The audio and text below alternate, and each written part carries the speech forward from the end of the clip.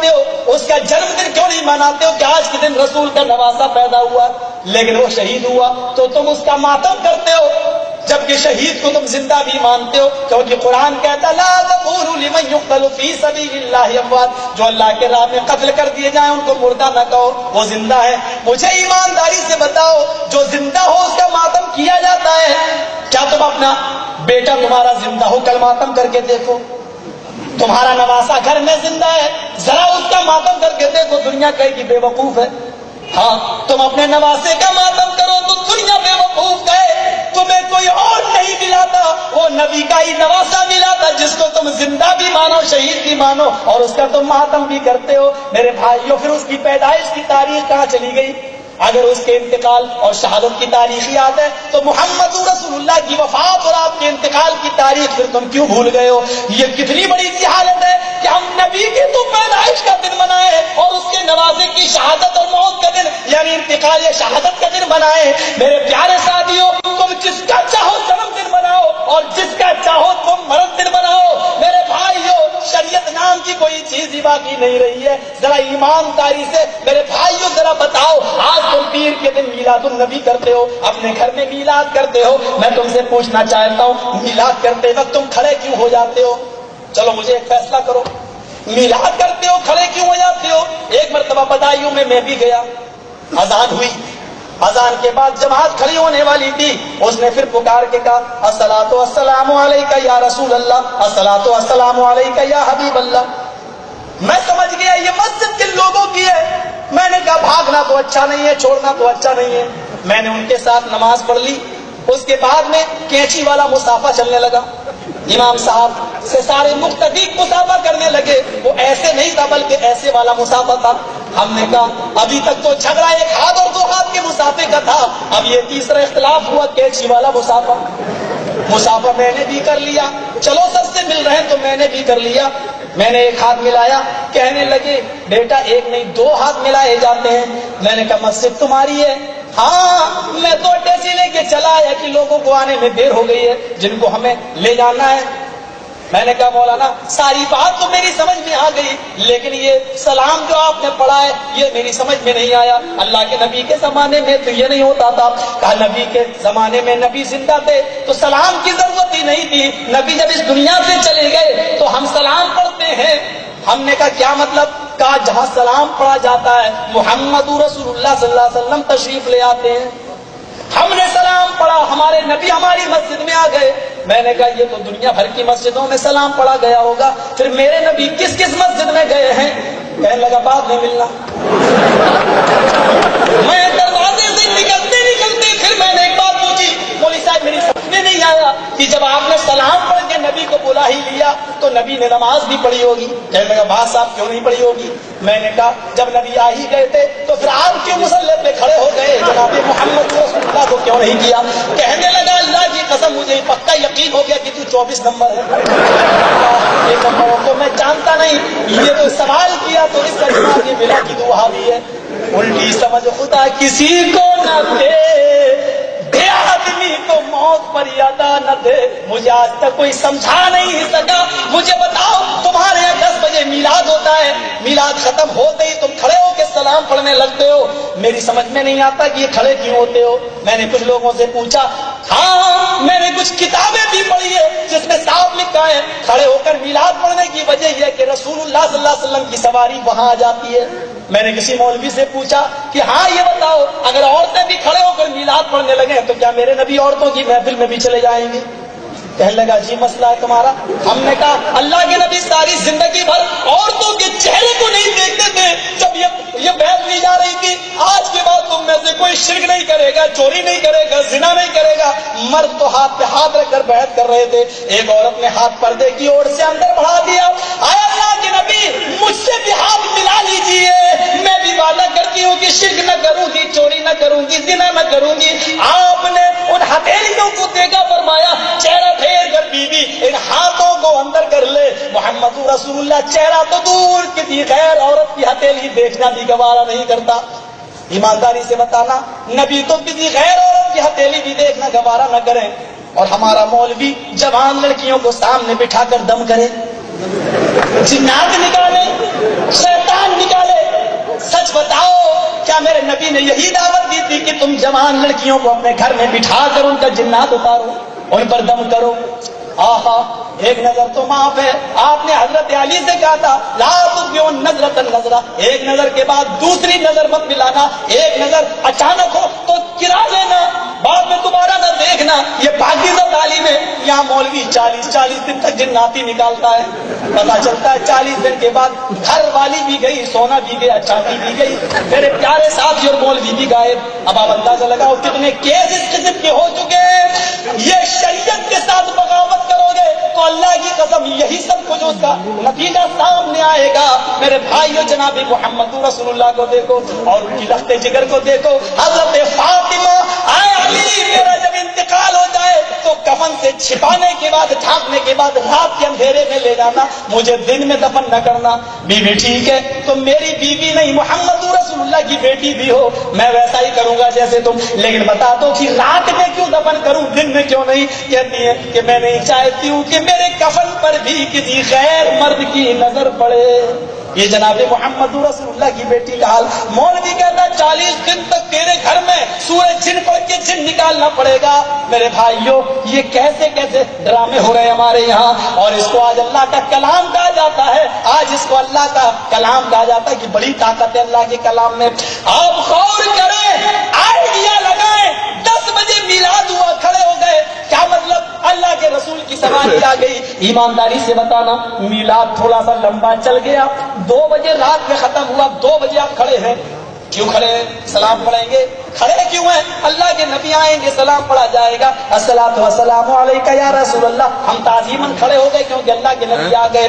ہاں، اگر کسی امیر آدمی نے ان ملا مولویوں کی دعوت کر دی اور میلاد پوری رات چل گیا تو قورمہ اور بکرا اور بریانی چلی، تو میرے بھائیوں یہ 4 بجے کھڑے ہو گئے رات کے، اور پھر میلاد پڑھنا شروع کر دیا، اور ختم کرتے وقت، سلام پڑھتے وقت کھڑے ہو گئے، الصلاۃ والسلام علیک یا رسول اللہ۔ یہ رات میں 10 بجے کھڑے ہو جائیں تو 10 بجے میرے نبی کو آنا پڑے گا۔ یہ رات میں 2 بجے کھڑے ہو جائیں تو میرے نبی کو 2 بجے آنا پڑے گا۔ یہ رات میں 4 بجے کھڑے ہو کے سلام پڑھے تو میرے نبی کو 4 بجے آنا پڑے گا۔ یہ جب بلائیں الصلاۃ والسلام علیک یا رسول اللہ تو میرے نبی کو اسی وقت آنا پڑے گا، چاہے 10 بجے ہو یا 4 بجے ہو یا 2۔ اس کا مطلب یہ ہے کہ میرا نبی ان کا غلام ہے، یہ میرے نبی کے غلام نہیں۔ اس سے زیادہ ذلت اور کیا ہوگی، اس سے زیادہ توہین رسالت اور کیا ہوگی جس کو تم تعظیم سمجھ کے کر رہے ہو۔ میرا نبی میرا غلام ہے، ہم 10 بجے چاہیں گے 10 بجے وہ آئیں گے، 4 بجے چاہیں گے 4 بجے آئے۔ کلکتہ والوں، ایمانداری سے بتانا، محمد رسول اللہ صلی اللہ علیہ وسلم جن کو تم حاضر و ناظر مانتے ہو، سپوز فرض کر لو کہ وہ پٹنہ میں کھڑے ہیں اور کلکتہ سے ایک آواز آتی ہے الصلاۃ والسلام علیک یا رسول اللہ، اتنے میں دلی سے ایک آواز آتی ہے الصلاۃ والسلام علیک یا رسول اللہ، میرے نبی پٹنہ میں ہیں۔ اب وہ سوچ رہے ہیں اللہ، کلکتہ والے بھی بلا رہے ہیں، دلی والے بھی بلا رہے ہیں، میں کہاں جاؤں؟ ابھی سوچ ہی رہے ہیں کہ دائیں سے اور بائیں سے آگے پیچھے سے بھی آوازیں آنے لگی۔ اب تو اور پریشانی کہ میں سامنے جاؤں یا پیچھے، ادھر دلی والے بھی ہیں ادھر کلکتہ والے بھی ہیں۔ ابھی سوچ ہی رہے ہیں کہ دلی والوں نے ہاتھ پکڑا نہیں، ہم پہلے بلائے ہمارے یہاں چلو، کلکتہ والوں نے کہا کلکتہ پٹنہ سے قریب ہے ہمارے یہاں چلو، دائیں بائیں والوں نے بھی پکڑا، اگر پکڑا نہ ہوتا تو چھینا جھپٹی نہ ہوتی۔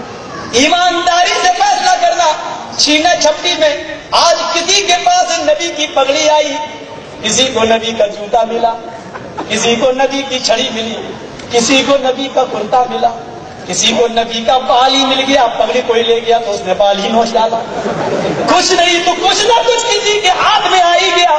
آج سارے تبرکات تم اپنے گھروں میں رکھے ہو، یہ کہتا ہے کہ یہ بال ہے نبی کا، وہ کہتا ہے یہ نبی کی پگڑی ہے، اور بڑے افسوس کی بات تو یہ ہے، تعجب کی بات تو یہ ساری نعمتیں ہندوستانیوں ہی کو ملی ہیں، جہاں نبی پیدا ہوئے وہ کوئی چیز باقی نہیں ہے۔ پتہ نہیں کون سی نظر رحمت تھی محمد رسول اللہ کی ہندوستانیوں پر۔ میرے پیارے ساتھیوں، تحقیق کرو، جائزہ لو، کہیں دال میں کالا تو نہیں ہے۔ نبی کا بال میرے سامنے لے کے آؤ، میں پہچانتا ہوں، اور 1 منٹ میں فیصلہ کرتا ہوں، اگر کلکتہ میں ہو تو لے کے آؤ، آپ کہیں گے کیسے فیصلہ؟ 1 منٹ میں فیصلہ کر دوں گا، نبی کا ہے نہیں، کیسے کریں گے؟ 14 سال سے آندھی طوفان بڑے بڑے مار کے ہوئے، لیکن اس بال کا کچھ نہیں بگڑا۔ آج میں بھی جلا کے دیکھوں گا اس بال کو ماچس کی تیلی سے، اگر جل گیا تو نبی کا نہیں، اور نہ جلا تو فیصلہ ہو گیا نبی کا۔ آپ کہو گے یہ کون سی پہچاننے کی دلیل؟ ارے جب نمرود نے ابراہیم کو آگ میں ڈالا تو نمرود کی آگ ابراہیم کا رونگٹا بھی نہ جلا سکی، تو میری آگ محمد رسول اللہ کا بال کیسے بگاڑ سکتی ہے؟ لاؤ فیصلہ کر لیتے ہیں، کوئی کچھ ملا اس کے لیے جلدی تیار نہیں ہوگا۔ معلوم ہے کہ میرے پیٹ کی توندیں پچک جائیں گی جو اس بہانے سے چل رہی ہیں، میری دکانیں بند ہو جائیں گی۔ پاپی پیٹ کا سوال ہے، اس پاپی پیٹ کا سوال ہے جو کچھ کا چاہے کروا لے۔ محبت رسول یہ نہیں کہ ہم میلاد کر لیں، محبت رسول یہ نہیں کہ ہم کھڑے ہو کے جشن منا لیں۔ محبت تو اس چیز کا نام ہے کہ ایک صحابی کے ہاتھ میں انگوٹھی اللہ کے نبی نے دیکھی سونے کی، اس کو نکال کے زمین پہ پھینک دیا، فرمایا کسی مرد کے لیے سونے کی انگوٹھی جائز نہیں۔ لوگوں نے کہا اٹھا لے، نبی نے مرد کے لیے حرام کہا ہے، عورت کی گنجائش نکل رہی ہے اپنے گھر کی عورتوں کو پہنا دینا۔ اس نے کہا جس چیز کو میرے نبی نے میری انگلی سے نکال کر زمین پر پھینک دیا ہے، اس انگوٹھی کو اٹھا کر میں اپنے گھر کی عورتوں کو بھی پہنانا گوارا نہیں کرتا۔ محبت اس کا نام ہے، محبت اس کا نام نہیں ہے کہ ہم جلوس نکال لیں۔ ہاں چلو اس کی کوئی دلیل تو دے دو، چلو میں نے مان لیا تمہیں بڑی محبت ہے، مجھے اتنا بتا دو کہ حضرت ابو بکر صدیق کو رسول سے محبت تھی یا نہیں؟ ہاں عمر کو تھی یا نہیں؟ عثمان غنی کو تھی یا نہیں؟ علی کو تھی یا نہیں؟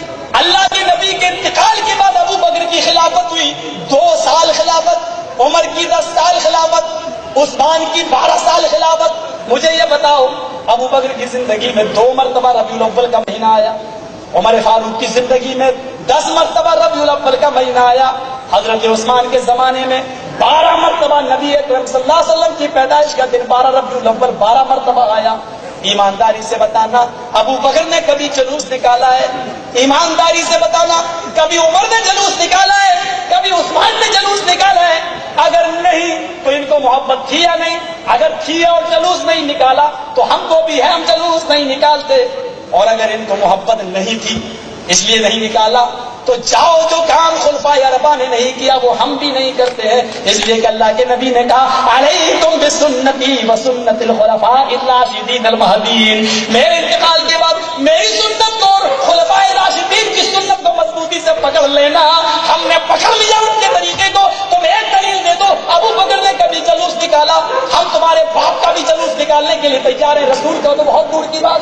عثمان غنی نے کبھی نکالا؟ ایک دلیل دے دو، ہم تمہارے دادا کا بھی نکالنے کے لیے تیار ہے، رسول اکرم کا تو بہت دور کی بات۔ لیکن بڑا مجبور ہوں، ہر کام قرآن و حدیث کی دلیل سے چاہیے، تم ایک دلیل دے دو، زندگی بھر نکالنے کے لیے ہم تیار ہیں۔ دلیل کا مطالبہ کرتا ہی مجرم ہو جاتا ہوں، کفر کے فتوے ٹھونک دیے جاتے ہیں جو تمہارے گھروں میں فیکٹریاں لگی ہوئی ہیں اس کی۔ میرے پیارے ساتھیوں ایمانداری سے فیصلہ کر کے بتانا اس کو محبت کہتے ہیں۔ محبت یہ ایک انصاری کا مکان بن کے تیار ہو گیا، مکان کے اوپر گنبد بنا رہا ہے، اللہ کے رسول گزرے کہا مکان تو بہت اچھا ہے اللہ برکت دے، لیکن مکان کے اوپر گنبد نہیں بنانا چاہیے کیونکہ لوگ مسجد نہ سمجھنے لگیں اور اس کے گھر میں کہیں بے پردگی نہ ہو، مسجد سمجھ کے نہ گھس جائیں۔ مزدوروں نے سن لیا، مالک آیا اس کا انصاری، مزدوروں نے کہا اللہ کے رسول ایسا ایسا کہہ گئے، کہا تم نے سنا ہے؟ کہا ہاں سنا ہے۔ اللہ کے رسول نے مکان کی تعریف کی ہے لیکن گنبد پر ناپسندیدگی کی نظر ڈالی ہے۔ کہا تم نے سنا ہے؟ سنا ہے۔ دوسرے نے کہا میں نے بھی سنا ہے، تیسرے نے کہا میں نے بھی سنا ہے۔ ہائے مزدوروں، مکان کا گنبد بنانا چھوڑ دو اور اوپر سے لے کر اس مکان کو توڑنا شروع کر دو اور شام کا سورج ڈوبنے سے پہلے پہلے میرا پورا کا پورا مکان توڑ ڈالو۔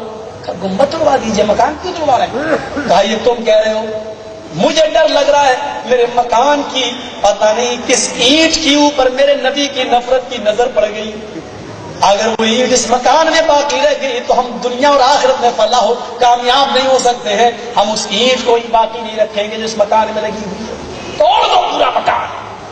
تم تو کچھ چھوڑنے کے لیے تیار نہیں ہو، وہ اپنا مکان توڑوانے کے لیے ملبہ اکٹھا ہوا کا ہٹا دو، دوسرا ملبہ آئے گا، دوسری اینٹیں آئیں گی کیونکہ اس میں میرے نبی کی نفرت کی نظر پتہ نہیں کس صورت۔ ایک یہ محبت ایک ہماری محبت ہے. سچ کہا ہے لقد من اللہ علی المؤمنین اذ بعث فیہم رسولا اللہ کا بہت بڑا احسان ہے مسلمانوں تمہارے اوپر کہ اس نے تم کو جناب محمد رسول اللہ دی. رسول کی سنتیں ہمارے پاس موجود ہیں, ہمیں اور آپ کو اس کے اوپر عمل کرنا چاہیے. آخری بات بتا دوں, حضرت جلیبیب کو اللہ کے رسول نے بھیجا, جاؤ فلاں مدینے کی لڑکی سے تمہارا نکاح میں کروانا چاہتا ہوں اور یہ پرچہ لے کر چلے جاؤ.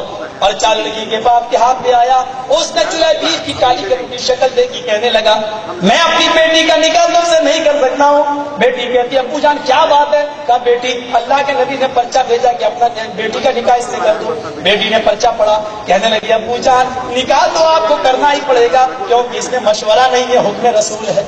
هذه رسالۃ من جانب رسول اللہ, یہ لیٹر محمد رسول اللہ کی طرف سے, ابن عبداللہ کی طرف سے نہیں, رسول اللہ کی طرف سے دیا جا رہا ہے. آپ نہیں کریں گے تو میں کروں گی, اس لیے کہ ایمان لانے کے بعد میں اپنی مرضی کی مالک نہیں ہوں. کہا بیٹی اس کے گھر میں تجھے چولہا جلانا پڑے گا, تیرے آنکھ میں دھواں جائے گا اور چٹائیوں پر سونا پڑے گا. کہا ابو جان ایمان لانے کا نام یہی ہے کہ الدنیا سجن للمومن, دنیا تو مومن کے لیے جیل خانہ ہی ہوتی ہے. رسول کا حکم مجھے ماننا ہی پڑے گا, آپ نہیں مانتے تو آپ کو چھوڑ کر میں جانے کے لیے تیار ہوں. نہیں بیٹی یہ کیسے ہو سکتا ہے؟ نہیں اس کی شکل و صورت تو دیکھ, اس آنے والی کی شکل تو دیکھ. آپ بیٹی جو الفاظ کہتی ہے اس کو اردو کے شاعر نے اس انداز سے نقل کیا ہے, نہ آنے والے کو دیکھ نہ جانے والے کو دیکھ, نہ آنے والے کو دیکھ نہ جانے والے کو دیکھ, دیکھنا ہی ہے تو خط کے بھیجنے والے کو دیکھ. بیٹی شکل و صورت تو دیکھ اس کی. بیٹی کہتی مانا کی شکل ہے اس کی بدصورت اور جسم ہے اس کا ماند, مانا کی شکل ہے اس کی بدصورت اور جسم ہے اس کا باندھ, مگر خط کا بھیجنے والا تو ہے چودھویں کا چاند. میرے پیارے ساتھیوں, اس نکاح کو جناب محمد رسول اللہ نے کیا. یہ محبت ہے, یا محبت یہ ہے جو آج ہم کر رہے ہیں؟ محبت یہ ہے. حضرت عائشہ سے کسی نے کہا عائشہ, حضرت یوسف کی تعریف قرآن میں آئی ہے, مصر کی عورتوں نے جب ان کی خوبصورتی دیکھی تو ہاتھوں کی انگلیاں کاٹ ڈالی. قطعنا ایدیہن, انگلیاں ہی نہیں کاٹی بلکہ ٹکڑے ٹکڑے کر ڈالی. تمہارے نبی کی خوبصورتی کا ذکر تو نہیں آیا قرآن میں. حضرت عائشہ کہتی ہیں اچھا ہوا کہ مصر کی عورتوں نے یوسف کو دیکھا تھا, جناب محمد رسول اللہ کو نہیں دیکھا تھا. عورتوں نے کہا اگر مصر یہودی عورتوں نے اگر وہ تمہارے نبی کو دیکھ لیتی مصر کی عورتیں تو کیا کرتی؟ کہنے لگی لو رائنا جمال حبیب لقطعنا قلوبہن, مصر کی عورتوں نے یوسف کو دیکھا تو انگلیاں کاٹ ڈالی, اور اگر وہ میرے نبی کو دیکھ لیتی, میرے شوہر کو دیکھ لیتی تو انگلیاں نہیں بلکہ اپنے دلوں پر چھڑیاں چلا لیتی, اپنے دلوں کو کاٹ ڈالتی. پھر مخاطب کر کے کہا اے یہودی عورتوں, مصر کی عورتوں نے یوسف کو دیکھا تو اپنی انگلیاں کاٹی, مکے اور مدینے کی عورتوں نے جب محمد رسول اللہ کو دیکھا تو اپنے بیٹے میدان جنگ میں کٹوا دیے, اپنا باپ میدان جنگ میں کٹوا دیا, اپنا بھائی میدان جنگ میں کٹوا دیا, اپنی اولاد میدان جنگ میں کٹوا دی. یقین نہیں آتا تو دیناریہ کو دیکھو, سجدے میں سر ہے. نوجوان نے کہا دیناریہ تیرا باپ قتل کر دیا گیا. کہنے لگی فاطمہ کے باپ کے بارے میں بتاؤ. الحمدللہ. کہا تیرا بھائی بھی قتل کر دیا گیا. موسیٰ اور عیسیٰ کا بھائی بتاؤ. الحمدللہ وہ خیریت سے ہیں. کہا تیرا بیٹا بھی قتل کر دیا گیا. مجھے آمینہ کی بیٹی کے بارے میں بتاؤ. الحمدللہ وہ ٹھیک ہے. سجدے میں سر رکھتی ہے. اللہ محمد کا جھنڈا نیچے نہ ہونے پائے, شکست نہ ہونے پائے, کامیابی عطا فرما. ایک نوجوان آیا, دیناریہ تیرا شوہر بھی میدان جنگ میں قتل کر دیا گیا, کلیجے پہ چوٹ لگی, آنکھوں میں آنسو آئے, لیکن آسمان پہ آنکھیں اٹھاتی ہے اور آنسوؤں کو آنکھوں میں پی جاتی ہے. کہتی ہے عائشہ کا شوہر بتاؤ, مجھے خدیجہ کا شوہر کے بارے میں بتاؤ. الحمدللہ ٹھیک ہے. کہا نہیں, میرا بیٹا بھی نہ رہا, میرا بھائی بھی نہیں رہا, شوہر بھی نہیں رہا, میرا کوئی نہیں رہا. اب تم مجھے محمد رسول اللہ کی شکل دکھلاؤ. میرا باپ, بھائی, بیٹا سب انتقال کر جائیں اور نبی کو کچھ نہیں, یقین نہیں آ رہا ہے, مجھے چل کے دکھاؤ. کہا بیٹھ جاؤ میرے پیچھے. اس نے گھوڑے پہ سوار کیا اور دیناریہ کو لے کے چلا. محمد رسول اللہ کے جانثار صحابہ ہاتھوں پر سینوں پر تیروں کو برداشت کر رہے لیکن نبی کے خیمے کی طرف تیروں کو نہیں آنے دے رہے. اس نوجوان نے خیمے کا پردہ ہٹایا. ماں دیناریہ یہ دیکھ لے محمد رسول اللہ کا چہرہ. اس نے نبی اکرم کے چاند جیسے چہرے کو دیکھا, بے خوف اور نڈر چہرہ دیکھا. نبی کے چہرے کو دیکھ کر کہنے لگی کل مصیبت بعدک جلل. رحمت للعالمین, تیرا چہرہ دیکھا تو میں اپنے باپ کا غم بھول گئی, اپنے بیٹے کا غم بھول گئی, اپنے رشتوں کا غم بھول گئی. اللہ ان رشتوں کو قبول فرما لے, ان قربانیوں کو قبول فرما لے, ان شہادتوں کو قبول فرما لے, اور اس گناہگار بندی کو بھی ان قربانیوں کے بدلے میں جنت عطا فرما دے. ایک یہ محبت ہے, ایک محبت ہم بھی کر رہے ہیں. محبت یہ ہے یا یہ بیٹے نے پوچھا گھر میں کیا پکا؟ عمر فاروق نے فرمایا الدبا, لوکی, لمبا والا جس کو کدو بولتے ہیں, لوکی جو اللہ کے رسول تلاش کر کر کے کھایا کرتے تھے. اس نے ناک چڑھا لی, یہ بھی کوئی کھانے والی چیز ہے. یہاں ناک چڑھائی, ادھر امیر المومنین حضرت عمر فاروق نے میان اٹھا لی, تلوار نکالنے والے ہیں. بیٹے نے تلوار دیکھی, کہتا کھا رہا ہوں. اس نے لوکی کھانا شروع کر دی. کھانا کھانے کے بعد حضرت عمر نے کہا بیٹا آج تو نے لوکی کھانے سے منع کر دیا, میں نے نظر انداز کر دیا, آئندہ اگر تو نے اپنا منہ چڑھایا تو کعبے کے رب کی قسم میں اپنا بیٹا تجھے نہیں سمجھوں گا, رسول اللہ کی سنت سے نفرت کرنے والے کا چہرہ سمجھ کے تیری گردن توڑا دوں گا. ایک یہ محبت ہے, ایک ہماری محبت ہے. سینہ ٹھونک لو, حی علی الصلاۃ, نماز چاہے چولہے بھاڑ میں, ہم تو رسول سے محبت کرتے ہیں. یہ معیار نہیں محبت کا, یہ معیار نہیں محبت کا. اللہ کے نبی فرماتے ہیں الصلاۃ قرۃ عینی, نماز میری آنکھوں کی ٹھنڈک ہے.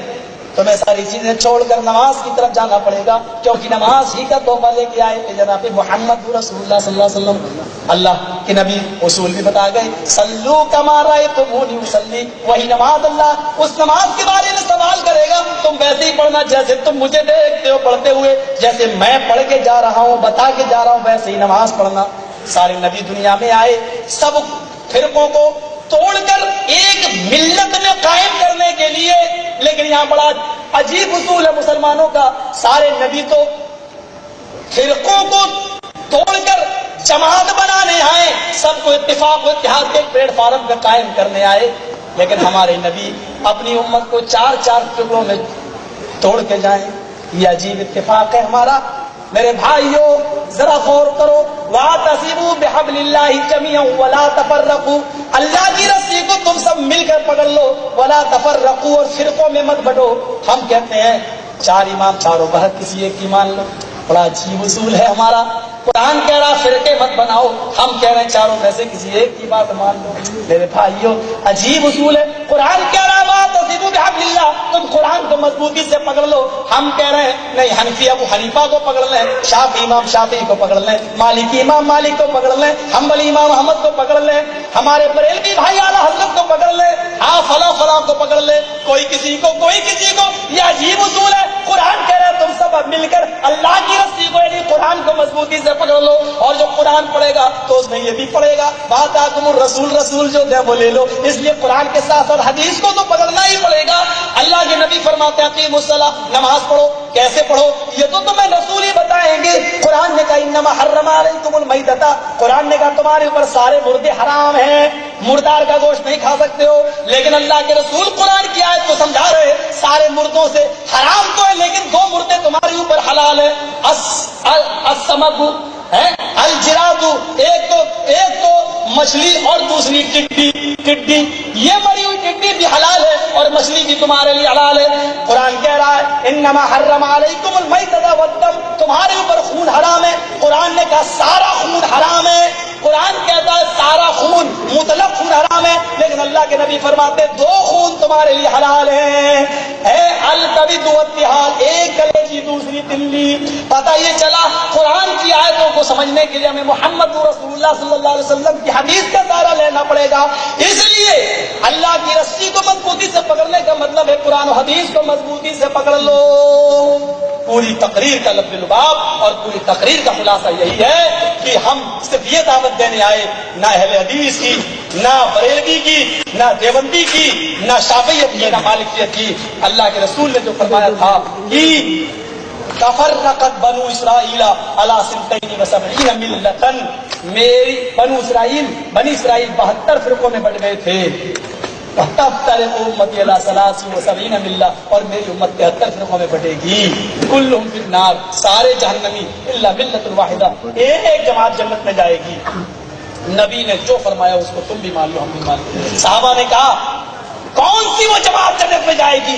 آپ نے فرمایا ما انا علیہ واصحابی، جس پر میں ہوں اور میرے صحابہ. میں ہوں اور میرے صحابہ. ایمانداری کے ساتھ بتائیے، صحابہ کے زمانے میں جنگیں ہوئی؟ نبی کے زمانے میں جنگیں ہوئی؟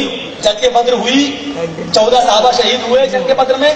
جنگ احد میں 70 صحابہ شہید ہوئے. آپ نے فرمایا جس پر میں ہوں اور میرے صحابہ وہ جماعت برحق ہے، وہ جماعت جنتی ہے. یہ نہیں کہا اہل حدیث، یہ نہیں کہا دیوبندی، یہ نہیں کہا بریلوی، یہ نہیں کہا شیعہ، کوئی نہیں کہا جس پر میں ہوں اور میری جماعت. سچ بتاؤ، اللہ کے نبی کے زمانے میں جنگ بدر ہوئی، نبی بھی موجود ہیں، 14 صحابہ شہید ہوئے. نبی نے یا نبی کے صحابہ نے کسی شہید ہونے والے صحابی کا تعزیہ نکالا؟ اللہ کے نبی کا موجود ہے. جنگ احد ہوئی، 70 صحابہ قتل کر دیے گئے، شہید ہوئے.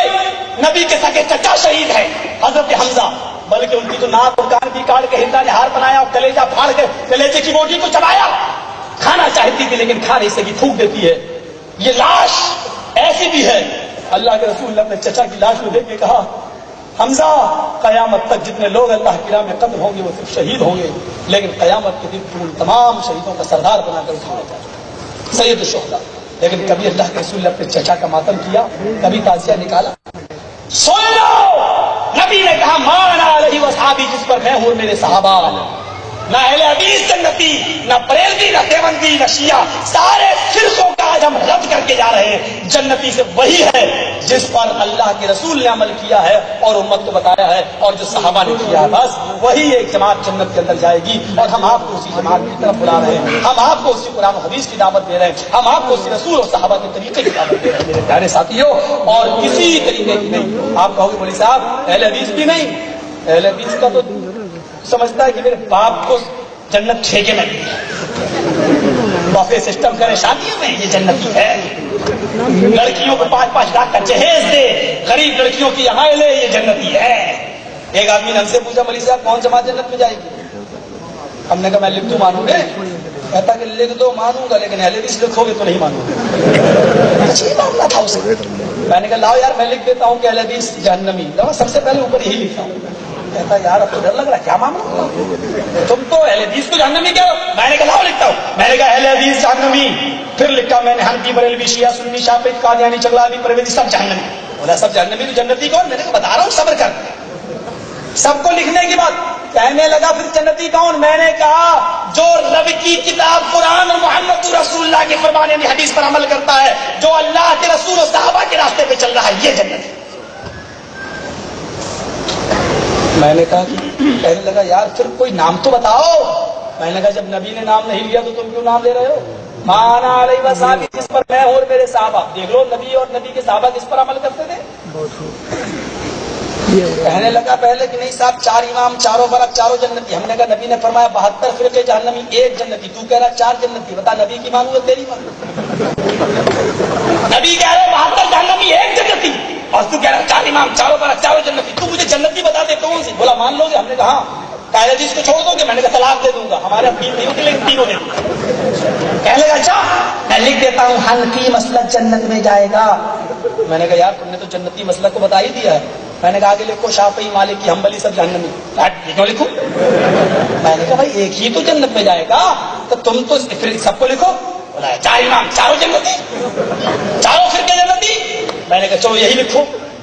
اس نے لکھ دیا 4 امام، چاروں برق، چاروں جنتی.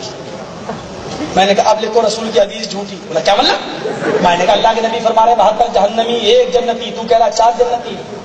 لکھ رسول کی حدیث جھوٹی.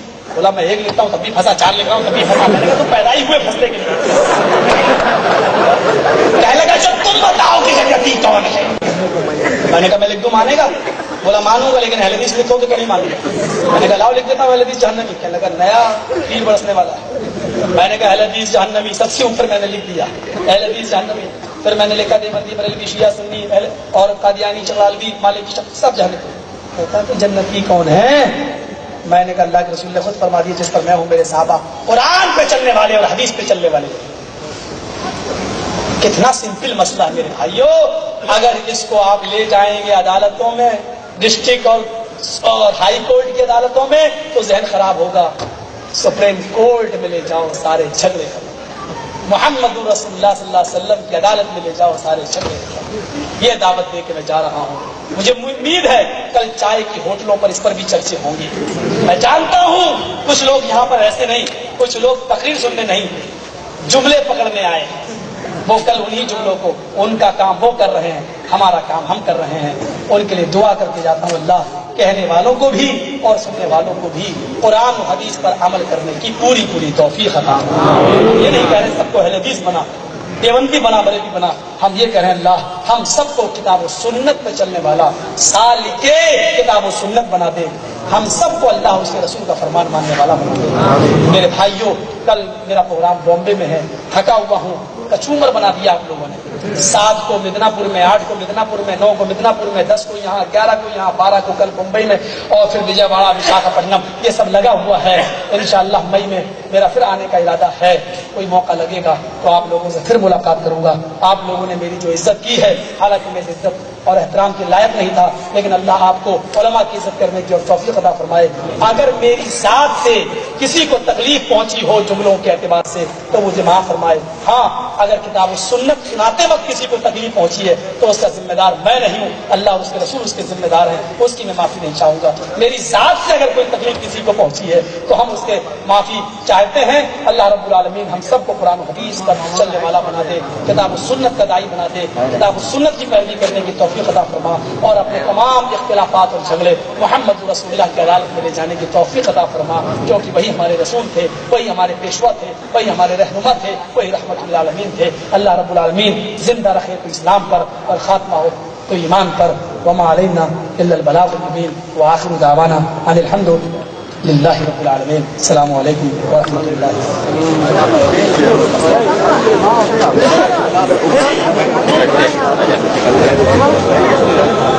سبحان اللہ سبحان اللہ سبحان اللہ سبحان اللہ سبحان اللہ سبحان اللہ۔